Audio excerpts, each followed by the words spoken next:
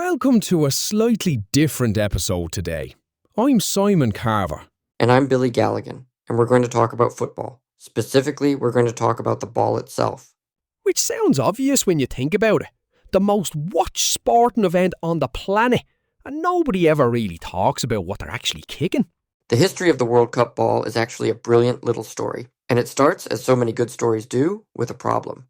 In the early years of the World Cup, from 1930 right through the 1960s, each host nation supplied their own match ball, which meant wildly inconsistent quality from tournament to tournament. Different sizes, different weights, different feels.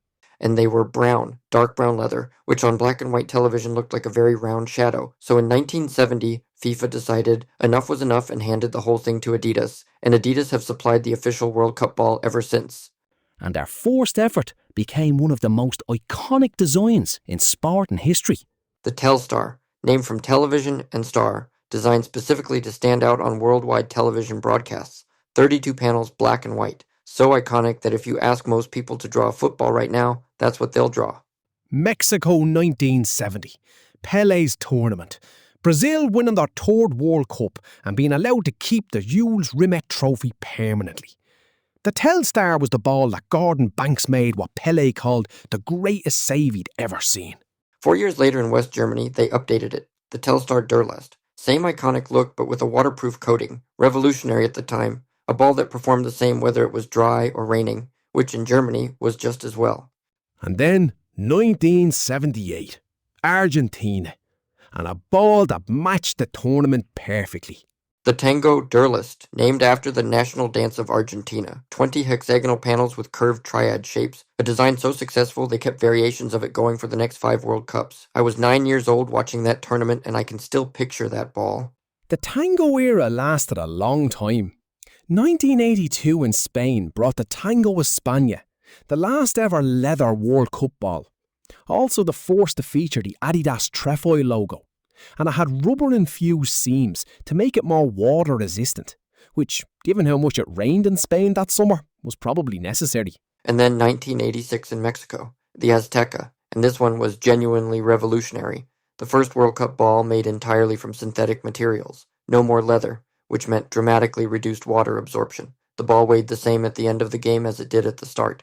The graphics were inspired by Aztec temples, and it was the first time a ball's design actually reflected the culture of the host nation, a tradition that's continued ever since. It was also the ball that Maradona used for both the hand of God and the goal of the century in the same game against England. So whatever you think of the man, that ball has a place in history. Italy 1990 brought the Etrusco Unico, inspired by ancient Etruscan art, which is very Italy.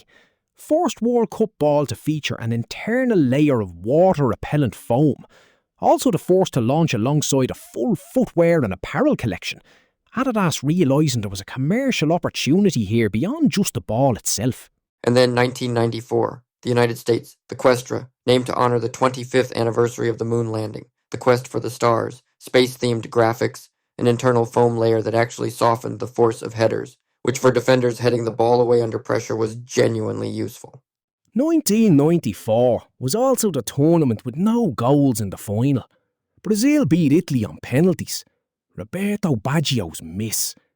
So the Questra is the ball associated with one of the most heartbreaking moments in World Cup history. France 1998 and the Tricolore, the first World Cup ball to move beyond black and white, named after the French flag. Thousands of foam microcells inside making it exceptionally light, strong, and fast. Also the last ball to feature the tango pattern that had served so well since 1978, end of an era. And then 2002 in Japan and South Korea, the Fever Nova. Bold graphics inspired by Japanese calligraphy and the Tomoe symbols shared by both host nations. An upgraded foam core for a more predictable flight path, which goalkeepers appreciated after some of the more unpredictable balls of previous tournaments. 2006 in Germany brought what might be the biggest design revolution since the Telstar, the Teamgeist. They threw out the traditional 32-panel design that had existed since 1970 and replaced it with just 14 thermally bonded panels. No stitching, a seamless surface, completely different feel. Also, the first World Cup ball to have a special edition version made specifically for the final. And then South Africa 2010, the Jabulani, which means to celebrate in isiZulu.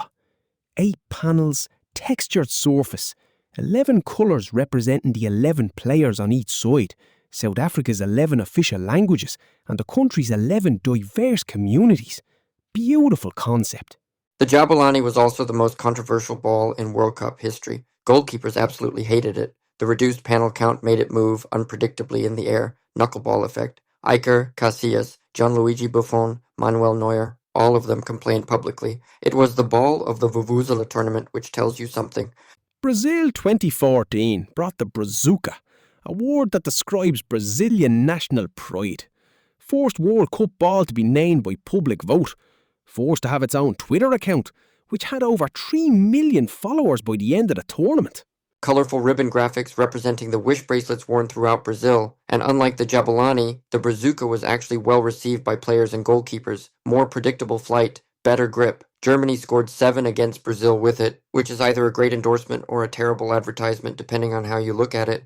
Russia 2018 revived an old friend, the Telstar 18, bringing back the iconic look of the original 1970 design, updated with a pixelated pattern for the modern era.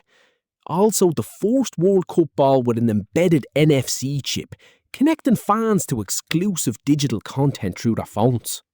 Qatar 2022 gave us the Al Rila, Arabic for the journey, visual inspiration from Qatar's architecture and culture, a new speed shell surface for improved aerodynamics, and for the first time, an eco-friendly design crafted exclusively with water-based inks and glues. The ball Messi lifted the trophy with. And 2026? Right now, as we record this, the Trionda is being used at the tournament happening around us. Trionda, a fusion of tri, meaning 3, and onda, meaning wave, a tribute to the 3 co-hosts, red maple leaves for Canada, a green eagle for Mexico, blue stars for the United States, and the flowing wave design inspired by La Ola, the Mexican wave, which was actually first spotted at sporting venues throughout the Americas. From a brown leather ball that disappeared on black and white television to a technologically advanced, eco-friendly design with embedded chips and aerodynamic surfaces. 56 years of Adidas and FIFA working together. And through all of it, the Telstar, the Tango, the Jabulani, the Brazuca, the Al Rikla, every single one of them has been at the center of moments that stopped the world. Goals, saves, heartbreaks, triumphs. The ball changes. The magic doesn't. Sure, it's only a ball, but what a ball. Thanks for listening, everybody. We'll see you next time.